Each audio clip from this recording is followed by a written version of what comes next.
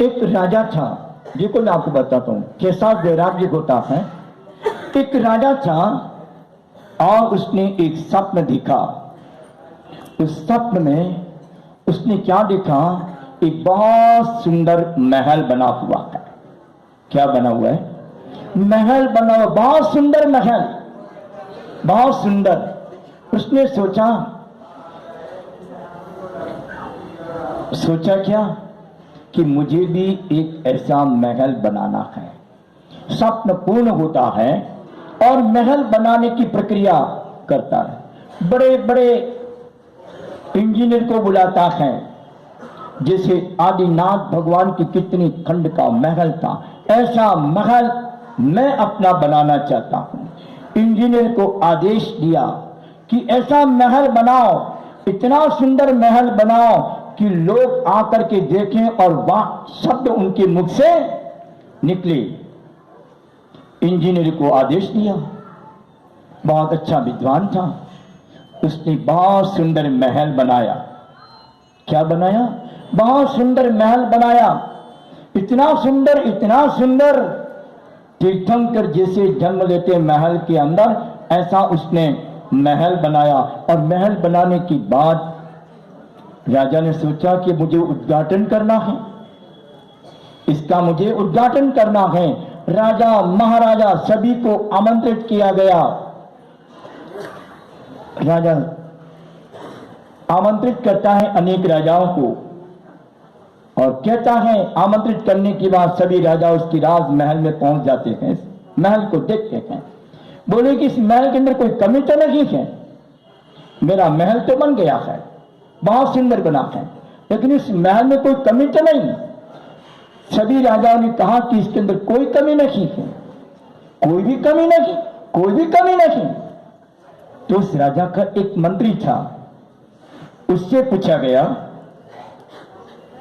सम्राट, राजा ने अपने मंत्री से पूछा कि मंत्री बताओ, ये जो महल बना है वो महल कितना सुंदर है। बोले राजन, बहुत सुंदर है, बहुत सुंदर है, बहुत सुंदर है। राजा राजऋषि सम्राट ने पूछा कि बताओ इसमें कोई कमी तो नहीं। बोले कि राजन, इसमें 3 कमी है। कितनी बताए? 3 कमी है। बोले कि 3 कमी कौन कौन सी? बोलिए महल शाश्वत नहीं है, ये महल शाश्वत नहीं है। एक हवा का झोंका आया, तूफान आया या भूकंप आया तो ये महल गिर जाएगा, ये महल शाश्वत। राजा कहता है कि मंत्रीगण, मैं दूसरा महल बनवाऊंगा। राजा क्या बोलता है? मैं दूसरा महल बनाऊंगा, क्योंकि वो मंत्री जो है जैन धर्म के तत्व को जानने वाला था। मंत्री जैन धर्म को जानने वाला था, धर्म को जानने वाला था। उसने कहते कि सम्राट, ये महल शाश्वत नहीं। राजा कहता है मैं दूसरा महल बनवा दूंगा। बोले कि दूसरी कमी क्या है? बोले दूसरी कमी यही है, जिस कारीगर ने बनाया है वो कारीगर भी शाश्वत। बोले मैं दूसरा कारीगर मंगवाऊंगा। राजा क्या बोलता है? मैं दूसरा कारीगर बुलाऊंगा। ठीक। फिर तीसरी कमी, सम्राट याद रखना, इस महल में जो रहने वाला है वो भी शाश्वत। राजा को ये सुनते ही वो उद्घाटन तो बहुत दूर चला गया। और भवन जो है शाश्वत नहीं, बनाने वाला शाश्वत नहीं, और मैं भी शाश्वत नहीं। वो भवन जो है उद्घाटन का जो कारण बन करके वैराग्य का कारण बन जाता है उस राजा के लिए, और उसी में वो भवन को छोड़ करके वो राजा दीक्षा ले लेता है। क्या करता है वो राजा? दीक्षा ले लेता है कि ये भवन मेरे साथ आने वाला। बस यही तो त्याग धर्म है? यही तो त्याग है। ये महल शाश्वत नहीं, सोना चांदी भी शाश्वत नहीं, 9 रत्न भी शाश्वत नहीं, स्त्री पुत्र मकान महल कुटुंब परिवार ये भी शाश्वत नहीं है। जो शाश्वत है उसको मैंने आज दिन तक पहचाना नहीं। जो शाश्वत है उसको मैंने जानने की कोशिश नहीं की। जो अशाश्वत है देख रहा है आंख फाड़ फाड़ करके, कितना बड़ा महल है, कितना बड़ा संसार है, देख रहा है। जो अशाश्वत है, जो अशाश्वत है उसको देख रहा है, लेकिन जो शाश्वत है उसको वो नहीं देख रहा। उसको कहते हैं माई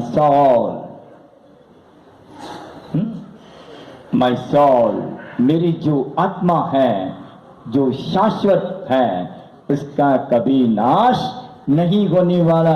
दुनिया का हर पदार्थ तुम्हारा विनाशिक है, बिल्कुल विनाशिक है। याद रखना, मैं एक बार बॉम्बे गया मेरे गुरु महाराज के साथ, वहां समुद्र के किनारे पहुंच गया। गुरु महाराज जी के साथ वहां गए हम निगाह करने के लिए चौपाटी पर। तो वहां जाके मैं खड़ा रह गया और खड़ा रहने के बाद देखता हूं कि समुद्र के अंदर लहरें उठ रही थी। क्या उठ रही थी? लहरें उठ रही थी। वो लहरें उठ रही थी समुद्र के अंदर, लहरें शांत हो गई, लहरें शांत। लेकिन जल तो है वैसा का वैसा ही है। वो लहरें शांत हो गई, लहरें शांत हो गई। लहरें समुद्र में जो लहरें उठती हैं वो लहरें शांत हो गई। जल कभी समाप्त हुआ नहीं। उसी प्रकार आपकी आत्मा के विचार उठते गए, विचार नष्ट हो जाएंगे। विचार करने वाली आत्मा में जो राग द्वेष क्रोध मान माया लोभ ये जितना भी विकार है वो सभी शांत हो जाएगा, लेकिन आत्मा कभी नाश होने वाला नहीं है। तो जीवन में याद रखना, 1:45 बजने वाली, मैंने 1:15 बजे चालू किया है ना। तो इसीलिए जीवन में उस त्याग को अपनाने का प्रयास करना। तो रामचंद्र जी सारा वैभव छोड़ के चले गए, सारा वैभव त्याग करके चले गए। उतना तो हम नहीं कर सकते, है ना, उतना हम नहीं कर सकते। लेकिन धर्म इतना महान है, जितनी तुम्हारी शक्ति हो, जितनी तुम्हारी सामर्थ्य हो, उतना तुम्हें त्याग अवश्य करना चाहिए। त्याग में ही शांति है, ग्रहण में नहीं। धर्म कहता है, धर्म क्या कहता है? सर्वदेश त्याग करना हो तो दिगंबर मुनि बनना पड़ेगा। क्या? साधु बनना पड़ेगा। सारा वैभव छोड़ करके इस दिगंबर दीक्षा को धारण करना है तो सारा वैभव छोड़ना पड़ेगा। लेकिन उतना नहीं छोड़ सकते, कम से कम। धर्म कहता है, धर्म आचरण सिखाता है। क्या सिखाता है? आचरण भी सिखाता है और त्याग करना भी सिखाता है। धर्म वो चीज है। मैं इस भोपालगढ़ के छोटे से गांव में आया हूं, आपको जगाने के लिए आया हूं। याद रखना, किसको जगाने के लिए? आपको जगाने के लिए आया हूं। मैं तो जाग गया हूं, लेकिन संत के निमित्त अगर समाज जागृत हो जाती है तो और उससे बड़ा और पुण्य क्या हो सकता है दुनिया के अंदर। तो मैं जगाने के लिए आया हूं। संत आते हैं, मैं एक अभियान लेके आया हूं, है? इस भोपाल गांव के अंदर एक अभियान लेके आया हूं। यहाँ के लोगों को मैं अभियान, धर्म का एक अभियान लेकर के आया हूं और उस अभियान का नाम है व्यसन मुक्ति। तो उस अभियान का नाम है व्यसन मुक्ति। तुम व्यसनों से मुक्त हो जाओ। ये सबसे बड़ा अभियान लेकर के, व्यसन मुक्ति का अभियान लेकर के इस भोपाल नगरी के अंदर आया हूं। याद रखना, याद रखना। ये अभियान है, साधु उस व्यसन मुक्ति की ओर कदम बढ़ाता है, श्रावकों को प्रेरणा करता है कि 7 प्रकार के व्यसन होते हैं। और जिस घर के अंदर, याद रखना, मेरी एक अंतर आत्मा कहती है, अंतर आत्मा कहती है, अगर जिस घर के अंदर किसी प्रकार का व्यसन नहीं होगा, उस घर के अंदर लक्ष्मी का वास ही रहेगा, वास ही रहेगा। उसके घर में लक्ष्मी का भंडार भरा रहेगा। व्यसन कभी नहीं करना है। व्यसन मुक्ति सबसे बड़ा, अगर दुनिया के अंदर और कोई धर्म है, मानव को अगर प्रेरणा देता है, तो व्यसन मुक्ति। कोई भी धर्म, चाहे हिंदू धर्म हो, चाहे जैन धर्म हो, चाहे मुस्लिम धर्म हो, चाहे क्रिश्चियन धर्म हो, चाहे भागवत हो, चाहे गीता हो, कोई भी धर्म ये नहीं कहता कि तुम व्यसन करो, कहता कि तुम जुआ खेलो, शराब पियो, मांस खाओ, शिकार खेलो, चोरी करो, परस्त्री गमन करो, वैश्यागमन करो। ये तो बहुत बड़े पाप हैं, महापाप है। जिस घर के अंदर अगर जुआ का व्यसन आ गया, तो समझना कि 7 व्यसन उस घर के अंदर प्रवेश कर जाएंगे। क्या होगा, क्या होगा? फिर कहते हो महाराज हमारे घर में लक्ष्मी नहीं रहती है। कहां से रहेगी? बड़े बड़े सेठिया लोग के वहां तो लक्ष्मी का भंडार रहता है? वो लक्ष्मी भी पुण्य से आती है। तुम सदाचार को अपनाओ, व्यसनों का त्याग करो। जीवन में एक व्यसन भी आ गया तो तुम्हारे जीवन में 7 व्यसन आ जाएंगे। ये व्यसन महादुखदायी हैं, ये महापाप हैं। एक तो हिंसा, झूठ, चोरी, कुशील, परिग्रह, ये 5 पाप होते हैं, और महापाप 7 होते हैं। दुष्टम च मासम च वैश्या पापाद चोरी परदार सेवम सेवन्ति सप्ते विष्णानि लोकः गौराति गौरे नरकम प्रयान्ति। जो 7 प्रकार का पाप करता है उसको नरक में जाना पड़ता है। याद रखना, नरक देखा नहीं है, किसने देखा है? कौन कहता है कि मैं नरक में जाके आया हूं? किसने स्वर्ग देखा है? मरने के बाद मालूम पड़ेगा नरक कहां होता है? जब यहां से तुम ऊपर जाओगे मालूम पड़ेगा स्वर्ग कहां होता है। अगर नरक देखना है 2 जगह चले जाओ, मैं जाके आया हूं।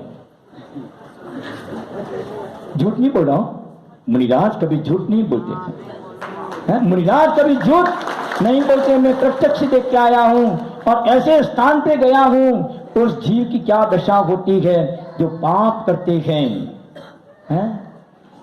जो पाप करते हैं उनको वही सजा नहीं, कर्म की सजा तो उसको यही मिलती है। कहाँ मिलती है? वहां नहीं मिलेगी, यही मिलेगी। सन 2004 के अंदर, 2004 में मेरा उदयपुर ऐड के अंदर मेरा चतुर्मास था, और वहां जेल के अंदर, उस जेल के अंदर सेंट्रल जेल में मेरा प्रवचन करने के लिए मुझे बुलाया कि महाराज आपको सेंट्रल जेल में आपको प्रवचन करने प्रधाना, फिर मैं जेल में आने के लिए तैयार हूं। मैं आऊंगा, है ना? एक तो अपराधी आता है और एक पुण्यात्मा जीव जेल में जाता है। हर व्यक्ति को जेल में, तो पुण्य किया मैंने मनुष्य पर्याय में, पूर्व में पुण्य किया, मनुष्य पर्याय मिली और दिगंबर रूप धारण किया। शायद पहली बार में उस उदयपुर की सेंट्रल जेल में प्रवचन करने के लिए मुझे बुलाया गया, और बुलाने के बाद वहां पर मैं प्रवचन किया, और प्रवचन में एक ही बात कही थी कि देखो तुमने जो कर्म किया है, जो तुमने पाप किया है, मनुष्य कानून की निगाहों से बच सकता है। याद रखना, मनुष्य जो है कानून की निगाह से बच सकता है, लेकिन कर्म की निगाह से तुम 3 कर्म नहीं बच सकते हो। है? तुम बच नहीं सकते, तुम बच नहीं सकते हो। तो जब मैं प्रवचन होने के बाद वहां का जो जेलर था मुझे देखने के लिए बड़े, महाराज देखिए सब अपराधी है, और जहां उनका भोजन बनता है ना, भोजन कैसे बनता मालूम है? आप तो अच्छी तरह से भोजन करते हो यहाँ, लेकिन उस जेल के अंदर बहुत बड़ा एक तबेला होता है और उसके अंदर आलू की सब्जी और सूखी रोटी, बस यही नरक है और कहीं नरक नहीं है। जेल के अंदर ऐसा होता है, देख के आया हूं मैं। देखो कैसी मनुष्य कैसा कर्म करता है, कैसा पाप करता है, उस पाप का फल उसको नरक में मिलता है। उस जेल में उसको मिला, कैसे तड़पता है, कहाँ वो उसको रोटियां बनानी पड़ती है। घर पे तो उसकी पत्नी रोटी बनाती थी, अब जेल में उसको रोटी बनानी पड़ती है। ऐसा पाप कभी नहीं करना। एक नरक तो वो है और दूसरा नरक हॉस्पिटल में चले जाओ। रोगी कैसे तड़पता है, वेदना होती है तो कैसे तड़पता है, उसको नरक की वेदना याद आ जाती है। इसलिए भोपाल की नागरिक गणमान्य जितनी भी यहाँ जनता बैठी हुई है, मुझे उतना ही कहना है कि आप इस भोपाल गढ़ के अंदर मैं एक व्यसन मुक्ति अभियान लेकर के इस नगरी में आया हूँ, और तुम्हारे घर के अंदर ये व्यसन मुक्त हो जाना चाहिए। तो तुम्हारे घर के अंदर लक्ष्मी का वास रहेगा। इसीलिए उस धर्म को तुम अंगीकार करो। धर्म वो चीज होती है कि जो मानव को मुक्ति की राह दिखाए। धर्म वो नहीं कि जो मानव को पतन की ओर ले जाए। और धर्म होता है जो पाप होता है, तो पाप तो आत्मा को अधोगति में ले जाता है, दुर्गति में ले जाता है। वो धर्म नहीं, धर्म तो वो होता है जो आत्मा को मुक्ति की राह दिखाए, मोक्ष दिखाए, उसी का नाम धर्म है। उस धर्म की शरण में आओ, तुम्हारा कल्याण अवश्य संभावी है। इसलिए धर्म को छोड़ करके कहीं नहीं जाना।